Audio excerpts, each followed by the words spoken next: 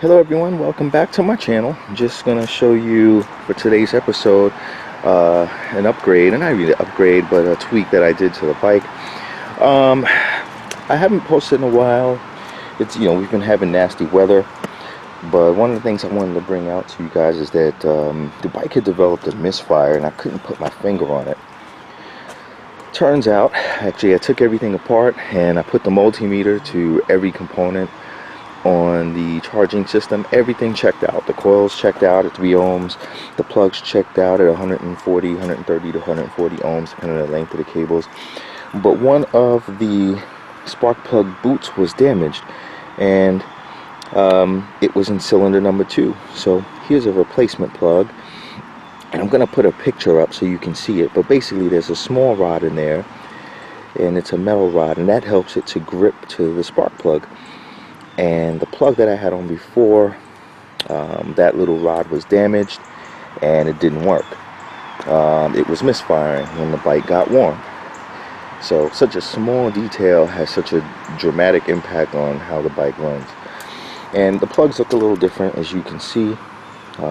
What I did here, well, basically I insulated these plugs wires with titanium sheathing, and they protect up against temperatures up to 2,000 degrees, and direct contact, I believe it's like 500 degrees. And what happens is when plugs get warm, or hot I should say, not warm because they get warm, but when they get too hot, it can affect how the bike fires. So these plugs are just added insurance. So that's basically it, and it's necessary to run these sheaths. As you can see, I run the spark plug wires around the side of the engine over here, and obviously that can run hot. So with these sheaths on, there are no plug clamps to keep them from touching, but I don't project that being an issue.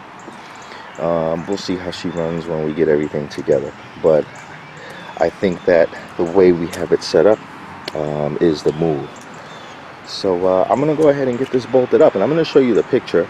Actually, yeah, I'm going to show you the picture in a moment, just so you can see the damaged boot versus the spare boot that I had it's lying around.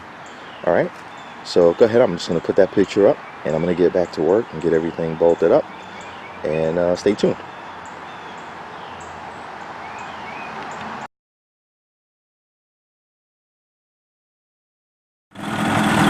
Alright, welcome back, YouTube. I got everything hooked up.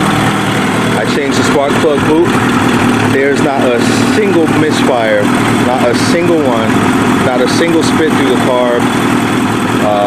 It's idling so much smoother. Let's take a look at the tach.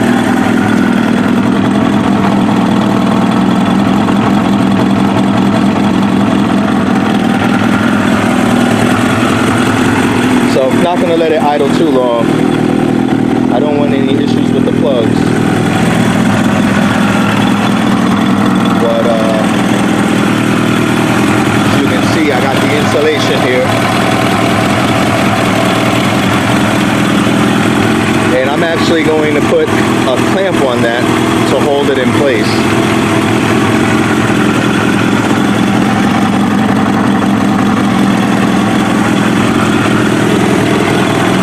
She's sounding really, really good.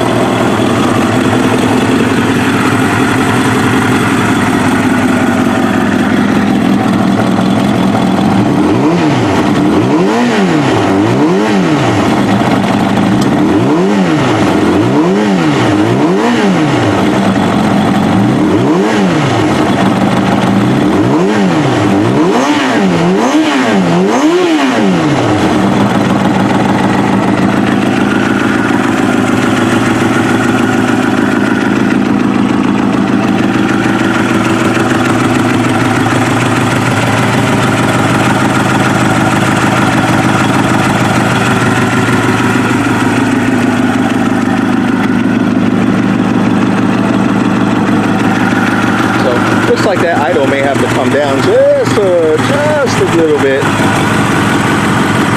but for the most part, she she sounds really good. So it's been idling for about 3 minutes.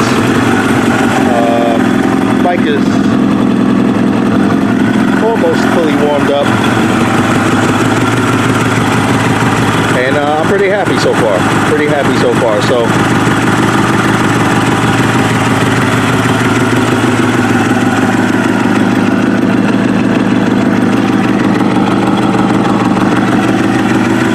yeah, we're gonna turn that idle down a little bit.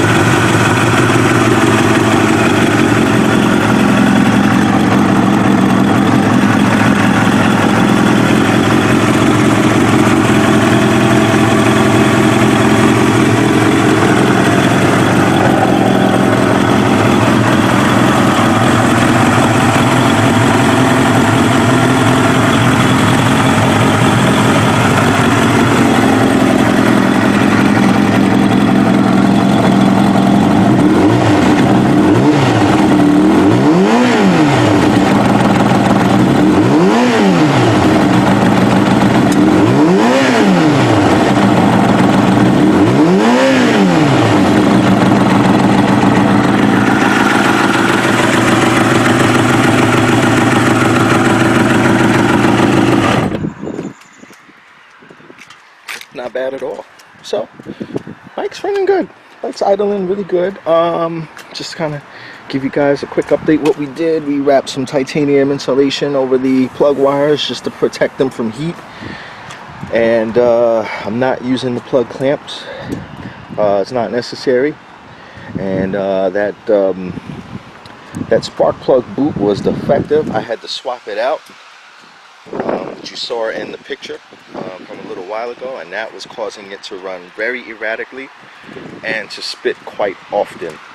Now that that's fixed, I'm pretty confident that we have a good running bike ready for a test ride. It wasn't perfect just now because I did not seal the air box. There's some air openings here. I normally tape that with Gorilla Tape. I didn't do it. I just bolted everything back up together just to get it together. But she's looking really good. I'm not gonna tape that air box. I'm gonna leave it just like that because I'm expecting the custom throttle cables to get here by Friday or possibly Saturday. Once those custom throttle cables go in and we get a nice tight fit of every component, then I should be able to go for a decent test ride. So I'm really excited about that. Gonna get the final test ride in, and then it'll just be fine-tuning. I'm probably going to inspect those forks. There was some residue on the forks. Those seals may need to be changed. I may do it as a precaution before the season starts. And the bodywork's going to be getting painted. I'm probably going to stick with this blue for this bike. And for the shark skins that I picked up about a week or so ago, I'll be doing another color for those. So that's it for this update. And you know, guys, if you're working on these older bikes, you definitely want to make sure your charging system, your coils, your wires, your plugs, everything is in really good order before you start to tune flat slides. Because if you're getting weak spark, inconsistent spark, you know, if there's an issue with your cables, it will affect things, and you'll be thinking that you'll have a carb problem, and you really don't. It's a charging problem. I'm sorry, an ignition problem. Very important. As a matter of fact, I would start there in the future. And you guys watching, don't even touch your carbs until you make sure your plug wires, your plugs, and your coils are in excellent shape. You know, and I didn't take my own advice. I actually synced the carbs before doing this, and I remember increasing the vacuum to cylinder number 2 to stabilize it, and that may not have been necessary because cylinder number 2 is getting weak spark.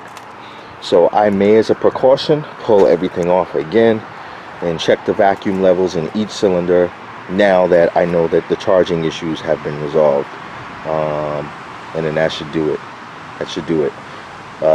So that's it for this update. If you guys have any questions, feel free to post them in the comment section, and stay tuned. We will get a test ride once my cables come. I want to say sometime early next week. So that's it for now, guys.